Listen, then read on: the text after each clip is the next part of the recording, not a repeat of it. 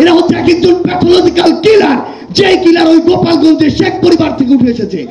এই খুনি বিগত 16 বছরে বাংলাদেশের মানুষকে নানাভাবে খুন করেছে, কিন্তু তারা মিডিয়া সহ পুরো বাংলাদেশকে জিম্মি করে রাখার জন্য এই খুনি যেটি করেছে, এই খুনগুলোকে সামনে আসতে দেয়নি।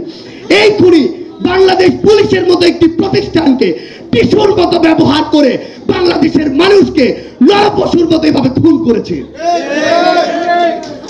আমরা আজকের এই মঞ্চ থেকে পুরো বাংলাদেশ পুলিশ নামক এই যে প্রতিষ্ঠানটি, আপনাদের উদ্দেশ্যে একটি কথা বলতে চাই।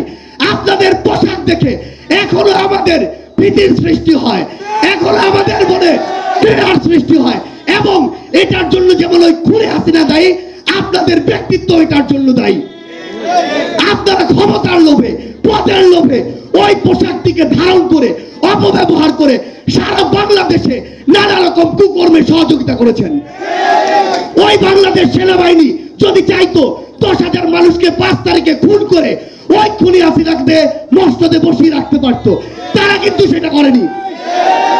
তারা তাদের প্রতিষ্ঠানের সম্মানের কথা চিন্তা করেছে। আপনারা কিসের কথা চিন্তা করেছেন? আপনারা চিন্তা করেছেন আপনাদের পদবীর কথা, ওই খুনির হুকুমের কথা, ওই খুনির দাসত্বের কথা। আবার এই যে মা বাবাদের জীবন গিয়েছে, রক্ত গিয়েছে, এই পরিবারগুলোর উত্তর আপনারা আজকে কিভাবে দিবেন?